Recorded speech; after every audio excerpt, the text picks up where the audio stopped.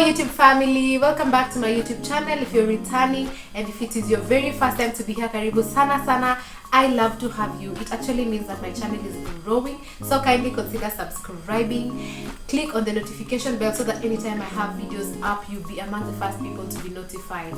Well, today I have an amazing friend of mine who's been my friend for the past 8 years from campus, and I'm really honored that you accepted to come to the show today. Thank you so much for having me here.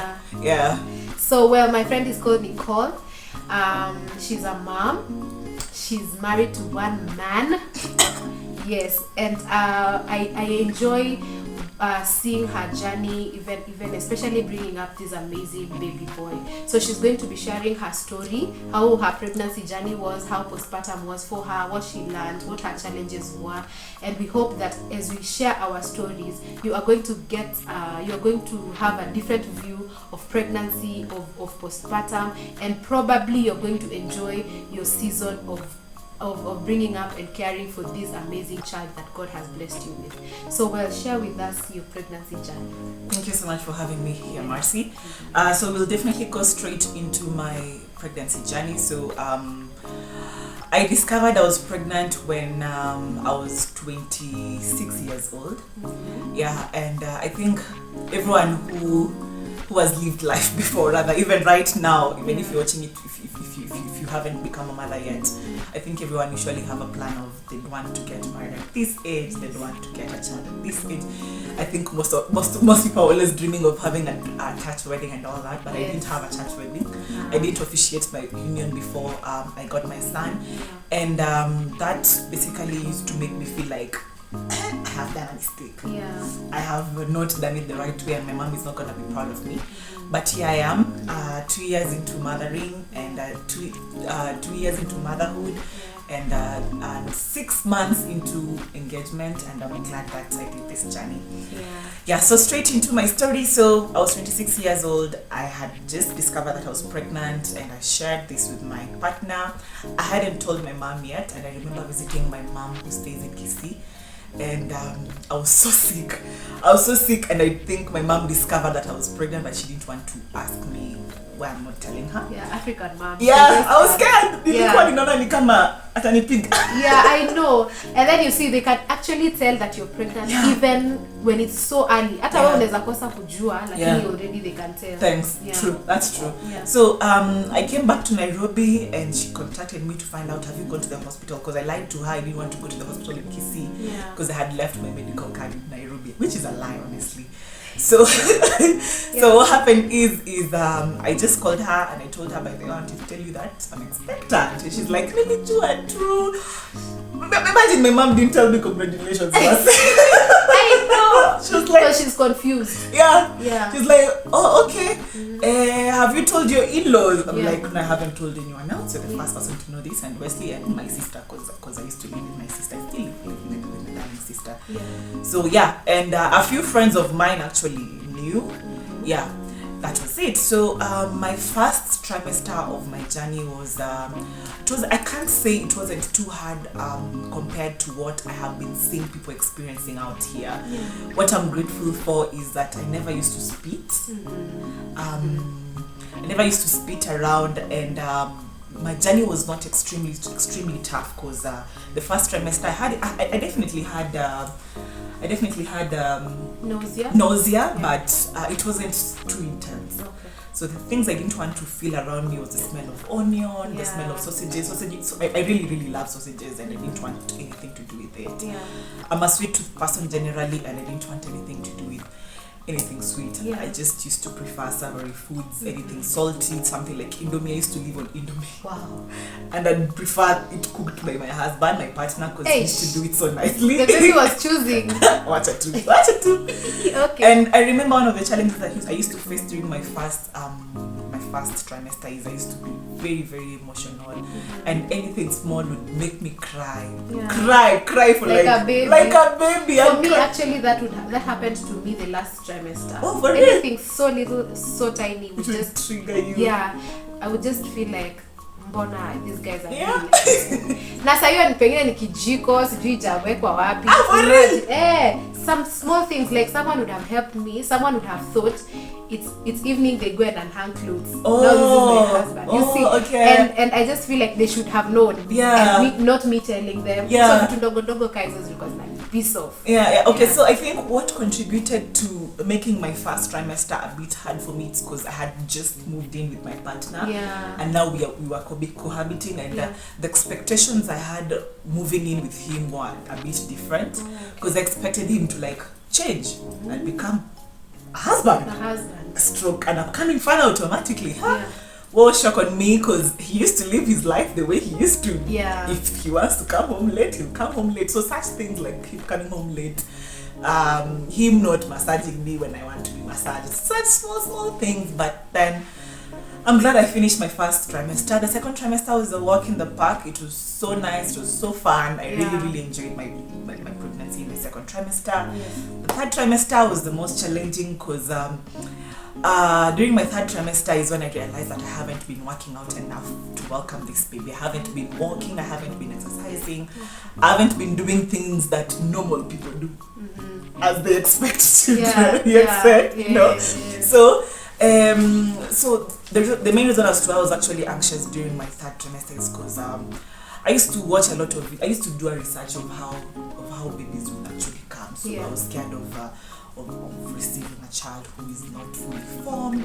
I was scared that I might have a stillbirth. You know, just fear of the unknown. Yeah. And I used to have anxiety, a lot of anxiety because of that. I was just scared of what will happen. How will my son come out? Yeah. Will he come out without one hand? Even though I used to go to several scans, and it's just to show me that your baby. Okay. Yeah, so the sonographer definitely clarified to me that your baby is fully formed and he's fine and he should be coming anytime. So my son didn't come the way I had wanted him to come. I didn't want to be induced, because we were 41 weeks and 5 days into pregnancy, and I didn't want to hit the 42 weeks mark.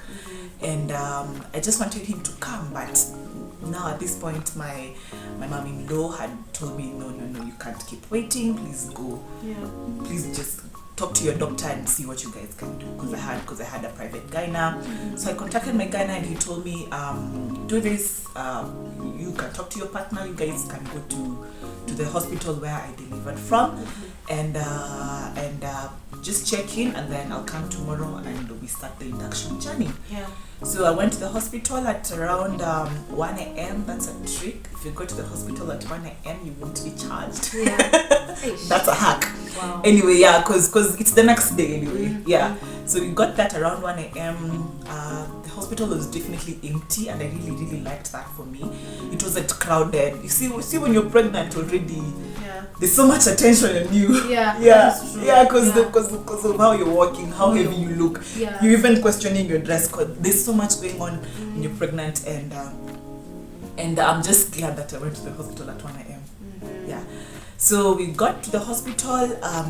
We checked in. My papers were checked. Everything was checked. Basically, NHIF, the insurance was enough to cater for everything. I went to the triage. My weight was checked. The baby's heartbeat was checked. Good thing is the nurse on duty during that night did not check how far I had dilated. Because I want. Yes, I know. And a friend of mine had already prepared me psychologically. She had mentioned to me that delivery is not even a big deal. Just being checked how far you've dilated. It's a big deal. is the worst. It's so gross, and I was looking forward to it. I just wanted to know, how gross is this that someone would rather experience labor pain than get checked. That's different from me. Hey, getting checked. Okay, getting checked is bad, but labor pain, oh Lord. Anyway, that's another story. So fast forward to the next day. My gyna came in around 10 a.m. He actually came late, and at this point I was a bit mad at him, because I expected him to be there at around 8 a.m. for us to start the process raka. But then he came in a bit late, and he explained to me what he had to do in the morning, but it's fine. At this point my mom was also mad. She just kept telling me, oh, this is a very irresponsible gyna. Look for someone else who talk to the hospital nurses. You can use the hospital gynecologist. gynecologist, blah blah blah. So everybody around me was just telling me, was just advising me, oh, do this, do this. So many voices. Yeah. This is a guy I had worked with during my journey, and I didn't have a problem with him. And the fact that he mentioned to me that he has been doing this even before I was actually born. Yeah. Imagine. Wow. Imagine, that is how long he's been in the industry. That is how old he is. Those are close to 30 years. Wow. And you can imagine how many years it took in med school. Yeah, so he must be like 60 or 50 something. 50 something. He should be in his late 50s because Yeah. Like 60 anyway. Yeah, so that is what actually made me trust him even more, because he's been doing this for so long. And so he came, and the first thing he did is just check how far I had dilated. I won't explain to you how this is done. Go do your research.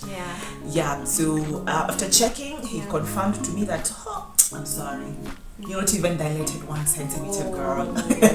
And you already had the pains? No, I wasn't experiencing anything, girl. Okay. Mimi nimelala tu kwa kitanda like a baby girl. I had even requested that if my husband was coming to see me that morning, please bring for me KFC chicken. I just wanted to eat something nice. You know, because I remember very well during my pregnancy journey, I never used to eat so much. I wasn't a foodie. As much as I love food so much, but my pregnancy humbled me. I never used to eat as much as I had expected. But do I say? I ate, you guys. I ate for 4 people, like for 3 people. I ate for my husband, I ate for my baby, I ate for myself. I almost ate for my neighbors. I added a cool 30 kgs. Can you imagine? For real? Yes. I went from 54 to 84 kilos. So it is possible. If you are anticipating, if you're looking forward to conceive, you might get a lot of weight. The weight will go away, the weight might not go away. It is okay it is actually good and advisable for you to be prepared psychologically that your body will change.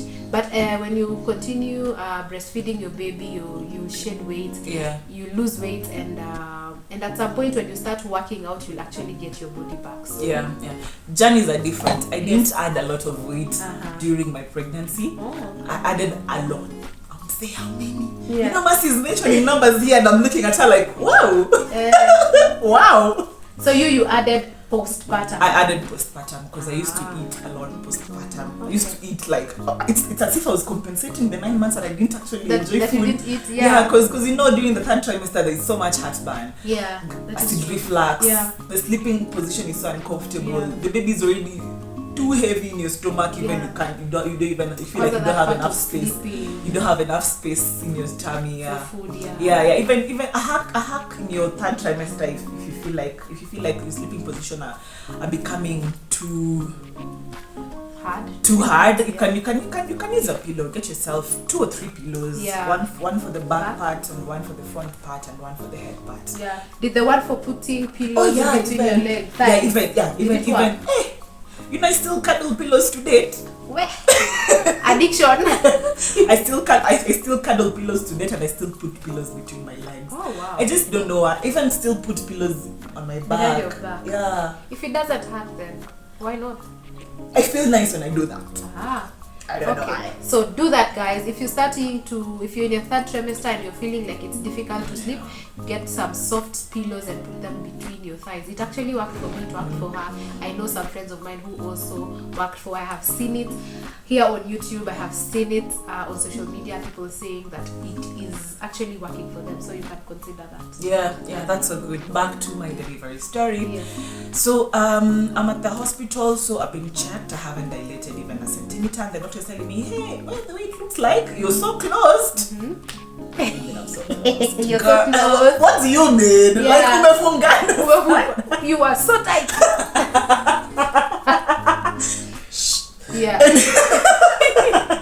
Na sayo bado you've not been induced yet. I've not been induced yet. So after that, Sassy, he has checked, and then the second thing is for him to like induce me, like administer the drug via my vulva into my body. So the first drug went in. The process of checking how far you've dilated is the same as the process of inducing you. It's just them putting the vagina, the medicine. So it is also uncomfortable. Yeah, it's also very, very uncomfortable. And they don't just do it once, they do it depending on how you dilate. Yeah. So the first medicine was administered, and we're good to go. So I was just here waiting for pain to come. We waited for pain. 6 hours later, no pain. 7 hours Waiting for later, pain no sounds so weird. Like you're Yes. waiting for something that is not Yeah. that good. Yeah. It's like the only way you actually know that you're in labor is when you feel pain. Pain, yeah. Like this. 'Cause the You contraction. You can't be laboring without pain. Without pain. Can you? Who are you? Are You Jesus? can. Miracles happen. How? Miracles happen. Are you Mary? The Hebrew bath. The Hebrew bath. Yeah. But then, it's your Hebrew bath. What was there's some little pain. Pain.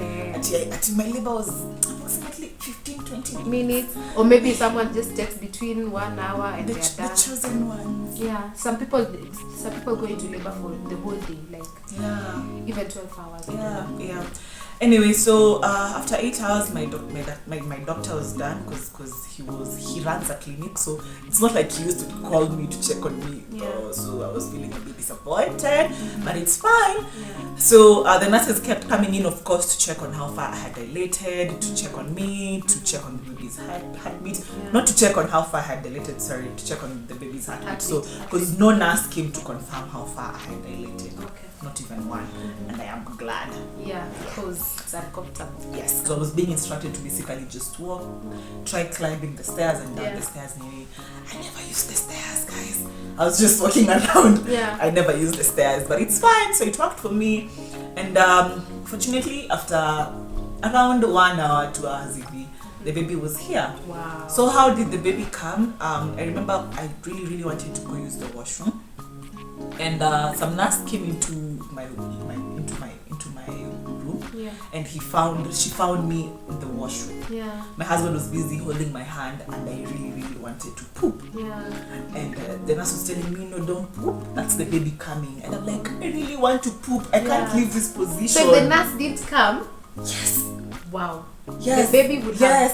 Yes. Imagine during that process. Yeah. I couldn't even remember that I'm supposed to actually know that when you feel like pooping, it's when the baby's here. coming. And imagine I had watched all these videos. I had Yeah. done all this research. The I don't know pain- where. The pain was too much. Because I also remember I vomited. I think I vomited like twice or 3 times.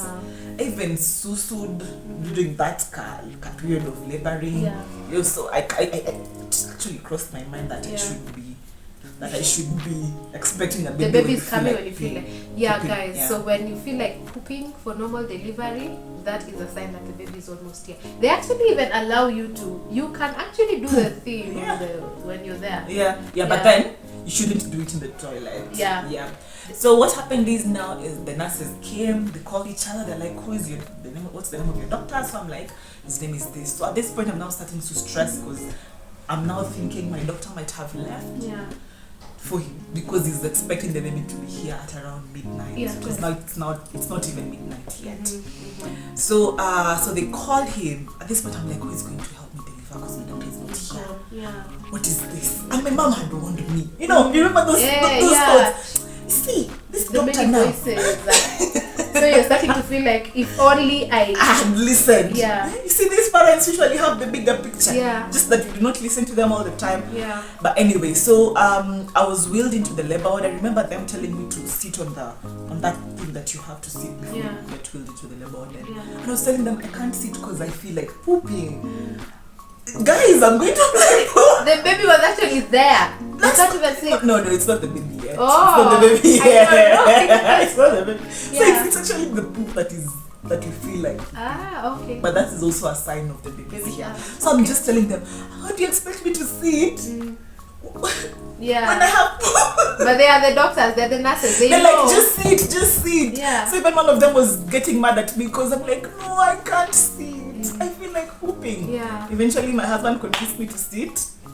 Hey, I was wheeled into the labor husband. ward. Yeah. I was wheeled into the labor ward. And when I got to the labor ward, my expectation from what I had asked a friend of how the labor ward would look like is expected to have something there where I'm supposed to just put my leg there on this side and the other leg on this other side. Yeah. The machine was actually there. So the first thing is I was told to climb up the bed. You expect me to climb up the bed? Yeah. How? With the pain. With the pain. Not the pain. The pain is almost reducing now. You just feel the urge of pooping. Oh, okay. And it's so intense and you feel like, hey, this urge is... It has to happen. It has to happen. Yeah. Like I need to. Yes. By force. right now, right here. Right here. Yeah. So they helped me climb on top of the bed, and at this point I'm telling myself, wait, now they're going to push this thing to this other side. I lift my legs. I know what is going to happen. Yeah. So after that, now they told my husband to like leave the room, and all of a sudden my doctor appears, and I was like, oh yeah, Dr. you come here, you're gonna come. Yeah. Okay. So at this point now, I've been my leg is I've just folded my leg on one side and the other on the other side. So I even asked the nurse, are we going to use that? She's like, no, unless you disturb us, unless utusumbue, tutatumia hiyo. So I was like, you know what, it's okay, because I was scared of that thing, honestly. Yeah. It was just on that side of the bed, like it could just be moved to where I was, and yeah. migu, and Yeah. you're told to do the thing. Yeah. Yeah, so the doctor requested my husband to be brought back into the labor ward, so he held my left side of my hand. I had like 4 other nurses. I was just confused that the pediatrician was there ready to receive the baby, and so a lot of things were happening. You're being injected, you're being wapi, we can't see a vein, where can we? Wow. You're just confused. But what the urge of pooping is still there. Oh. This thing is not going. Gosh, It's not going. Uh-huh. But anyway, so eventually I managed to push. The baby was here. Whoa. Yeah. My bouncing baby boy was here. His name is June. He's 2 now. He was 4.4 kgs. Yeah, wow. Yeah, 4.4 kg. Yeah. I remember the moment he was born and he was weighed. The doctor said immediately that if I would have known that the baby is a bit this big, then I think I would have recommended that we go with the C-section way, because it's safer that way. But thank God, fate. Wow. Yeah. Congratulations. Thank you. And you've been an amazing mom to this amazing baby boy. I see him and I'm just like, wow. It's my heart. Literally.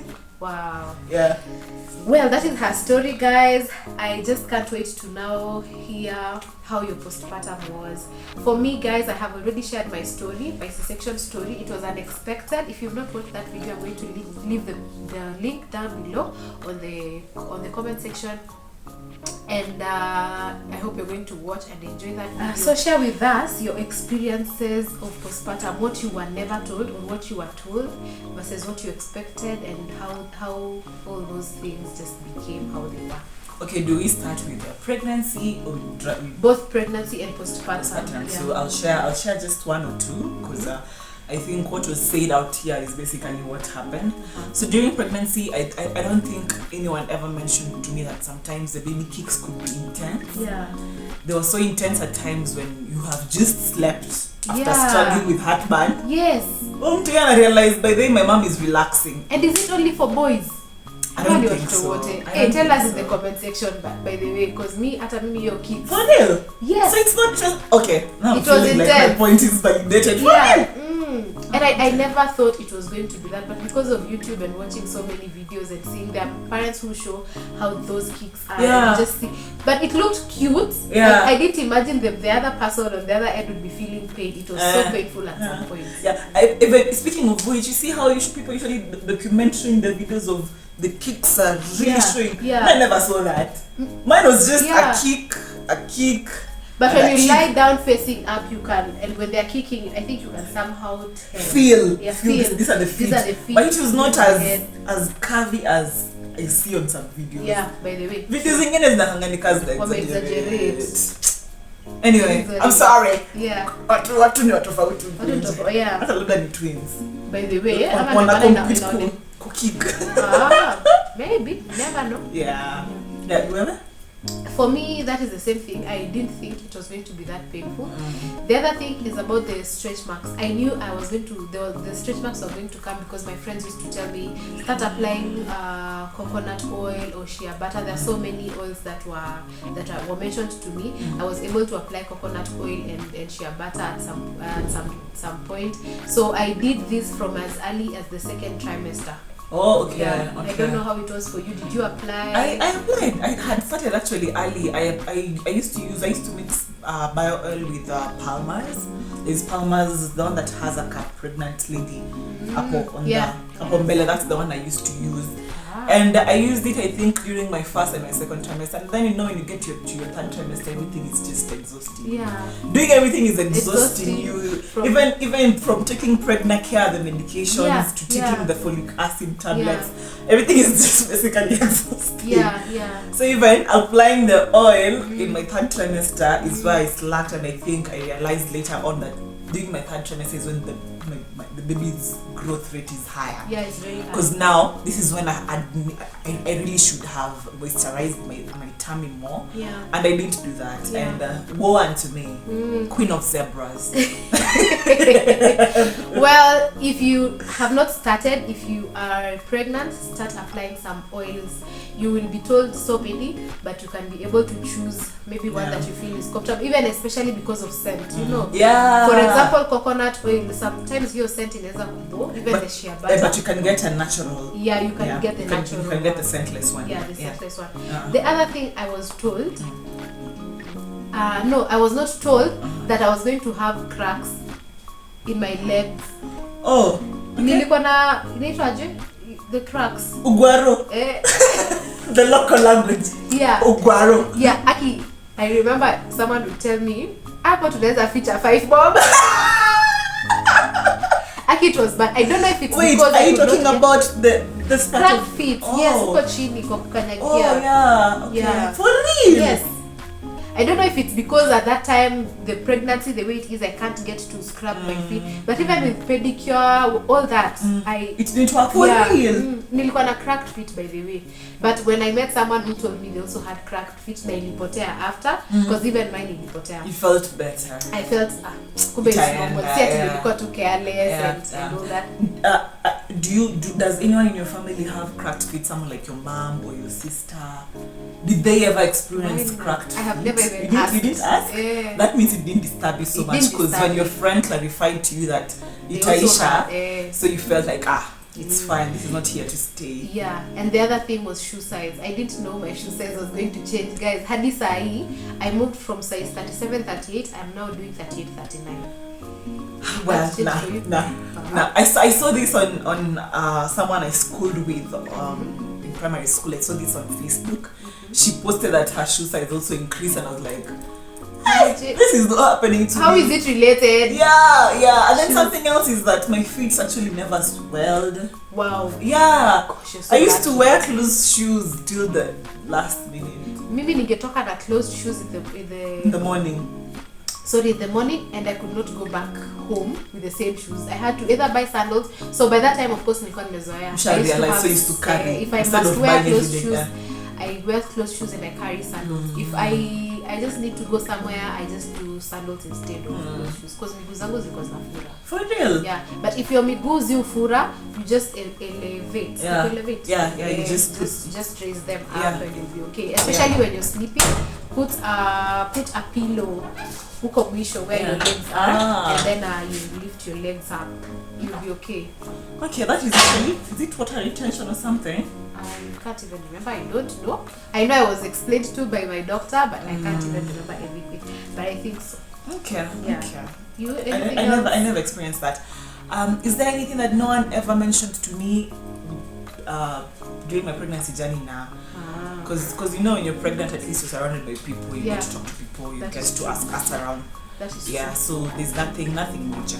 Yeah. Okay, sawa. And what did you expect of pregnancy and premarital pregnancy and postpartum that turned out not the way you expected?